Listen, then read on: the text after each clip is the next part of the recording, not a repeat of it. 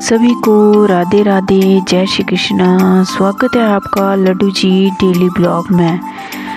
तो आज हम एक सत्य घटना के बारे में बात करेंगे और मैं आपको एक सत्य घटना सुनाऊंगी। एक बार की बात है कि कमल किशोर सोने और हीरे के जवाहरात बनाने और बेचने का काम करता था। उसकी दुकान से बने हुए गहने दूर दूर तक मशहूर थे।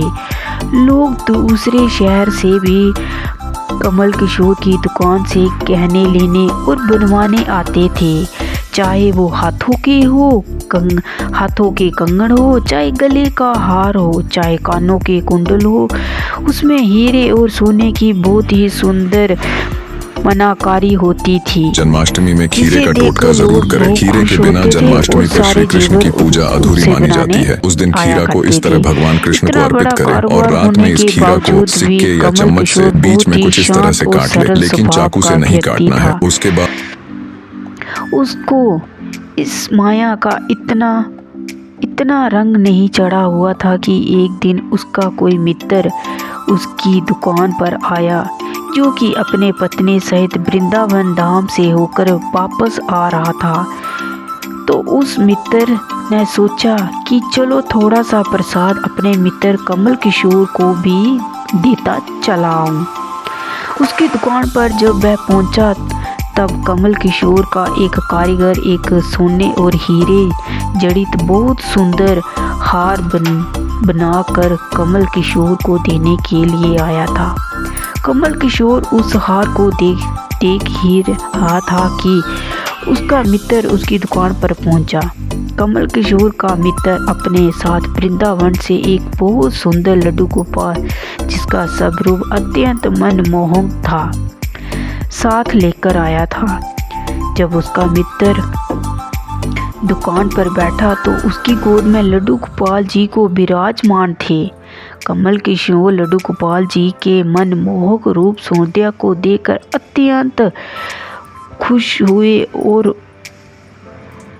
अच्छा लगने लगा उनको। उसने अपने हाथ में पकड़ा हुआ हार उस लड्डू गोपाल के गले में पहना दिया और अपने मित्र को कहने लगा कि देखो तो सही, इस हार की शोभा लड्डू गोपाल के गले में पड़ने से कितनी बढ़ गई है।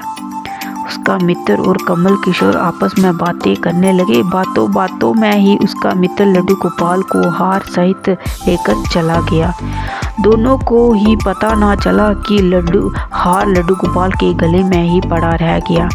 जब किशोर का मित्र अपनी पत्नी सहित एक टैक्सी में सवार होकर अपने घर को रवाना हो गया, जब वह टैक्सी से उतरे तो भूल वंश लड्डू गोपाल जी उसी टैक्सी में रह गए।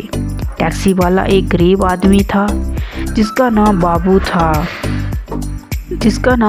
था, जो एक दूसरे शहर से यहाँ अपने परिवार का पालन पोषण करने के लिए टैक्सी चलाता था और वह टैक्सी लेकर काफ़ी आगे निकल चुका था। आज उसको अपने घर वापस जाना था, जो कि दूसरे शहर में था। जब टैक्सी लेकर बाबू अपने घर पहुंचा तो उसने जब अपनी टैक्सी की पिछली सीट पर देखा तो उसका ध्यान लड्डू गोपाल जी पर पड़ा, जो कि बड़े शाही तरीके से पिछली सीट पर गले में हाथ धारण करके सुंदर सी पोशाक पहनकर हाथों में बांसुरी पकड़े हुए पसर पर बैठे हुए थे।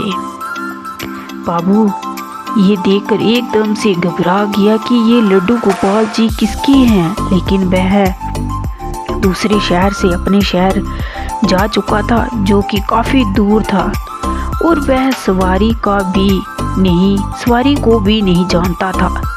तो वह दुविधा में पड़ गया कि वह क्या करे, लेकिन फिर उसने बड़ी श्रद्धा से हाथ धोकर लड्डू गोपाल जी को उठाया और अपने घर के अंदर ले गया। जैसे ही उसने घर के अंदर प्रवेश किया, उसकी पत्नी ने उसके हाथों से पकड़े हुए लड्डू गोपाल जी को जब देखा तो इतनी सुंदर सब रूप वाले लड्डू गोपाल को देखकर उसकी पत्नी ने झट से लड्डू गोपाल जी को अपने हाथों में ले लिया। उसकी पत्नी, जिसकी 8 साल शादी हो चुकी थी, उसके अभी तक कोई संतान नहीं थी, लेकिन संतान जी गोपाल जी को हाथ में लेते ही उसका बाप जाग उठा। उसकी ममता माई और करुणा माई आंखें जर जर बहने लगी। ममता वंश और वात्सल्य भाव के कारण ठाकुर जी को गोद में उठाते ही उसको ऐसा लगा उसने किसी अपने ही बच्चे को गोद में उठा लिया। उसके संतानों से अपने आप दूध निकलने लगा। अपनी ऐसी दशा देखकर बाबू की पत्नी मालती बहुत हैरान हुई। उसने कसकर गोपाल जी को अपने सीने से लगाया और आंखों में आंसू बहती बोलने लगी, अरे बाबू, तुम नहीं जानते कि आज तुम मेरे लिए कितना अमूल्य रत्न लेकर आए हो। बाबू कुछ समझ नहीं पा रहा था कि मेरी पत्नी को अचानक से क्या हो गया, लेकिन उसकी पत्नी तो बस जैसे बावरी सी हो गई। वह गोपाल जी को जल्दी जल्दी अंदर ले गई और उससे बातें करने लगी। अरे लल्ला, अले लाला, इतने दूर से आए हो, तुम्हें भूख लगी होगी। और उसने जल्दी जल्दी मधु और घी से बनी चूरी बनाकर और दूध गर्म करके ठाकुर जी को भोग लगाया। और उधर कमल किशोर ने जब अपनी दुकान पर हार को ना देखा तो उसको याद आया कि हार तो ठाकुर जी के गले में ही रह गया। तो उसने अपने मित्र को संदेश भेजा तो दिया। मित्र ने आगे से जवाब दिया, अरे मित्र, वह मक्खन चोर और चित चोर हार सहित खुद ही चोरी हो गया है। मैं खुद इतना परेशान हुआ। कमल किशोर अब थोड़ा सा परेशान हो गया कि इतना कीमती हार ना जाने कहाँ चला गया। मुझे तो लाखों का नुकसान हो गया, लेकिन फिर भी अपने सरल स्वभाव के कारण उसने अपने मित्र को कुछ नहीं कहा और उसने अपने मन में सोचा कि कोई बात नहीं, मेरा हाथ तो ठाकुर जी के ही अंग लगा है। अगर मेरी भावना सच्ची है तो ठाकुर जी उसको पहनने रखें। और उधर बाबू और उसकी पत्नी मालती दिन रात ठाकुर जी की सेवा करते। अब तो मालती और बाबू को लड्डू गोपाल जी की कृपा से अब मालती के घर एक बहुत ही सुंदर बेटी ने जन्म लिया। इन सब बातों का श्रेय वह लड्डू गोपाल जी को देते कि ये हमारा बेटा है और अब हमारी बेटी हुई है। अब हमारा परिवार पूरा हो गया है। मालती लड्डू गोपाल जी को इतना स्नेह करती कि रात को उठ कर देखने जाती कि लड्डू गोपाल जी को कोई कष्ट तो नहीं हो रहा है। ऐसे ही एक दिन कमल किशोर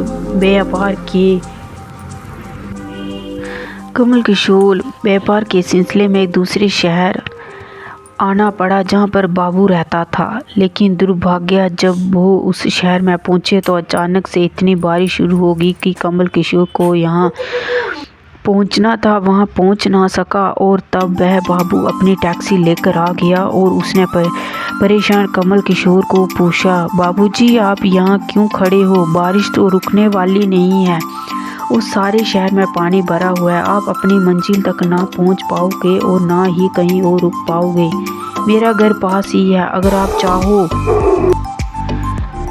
रुक पाओगे। मेरा घर पास ही है, अगर आप चाहो तो मेरे घर आ सकते हो। कमल किशोर, जिसके पास सोने और हीरे के काफ़ी गहने थे, वह अनजान टैक्सी वाले के साथ जाने के लिए थोड़ा सा घबरा रहा था, लेकिन उसके पास और कोई चारा भी नहीं था। वह बाबू के घर उसके साथ टैक्सी में बैठकर चला गया। घर पहुंचते ही बाबू ने मालती को आवाज़ दी कि आज हमारे घर में मेहमान आए हैं, उनके लिए खाना बनाओ।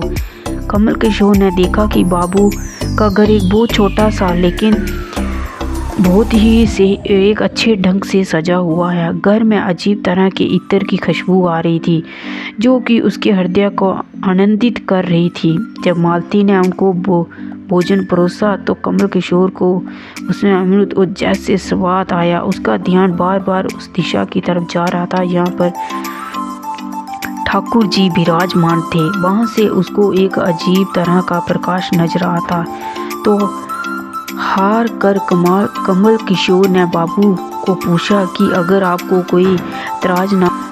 ऐतराज ना हो तो क्या आप बता सकते हैं कि उस दिशा में क्या रखा है? मेरा ध्यान उसकी तरफ आकर्षित हो रहा है। तो बाबू और मालती ने एक दूसरे की तरफ मुस्कुराते हुए कहा कि वहाँ पर तो हमारे घर के सबसे अहम सदस्य लड्डू गोपाल जी विराजमान हैं। तो कमल किशोर ने कहा, क्या मैं उनके दर्शन कर सकता हूँ? तो मालती उनको उस कोने में ले गई जहाँ पर लड्डू गोपाल जी विराजमान थे। कमल किशोर लड्डू गोपाल जी को और उनके गले में पड़े हार को देख एकदम से हैरान हो गए।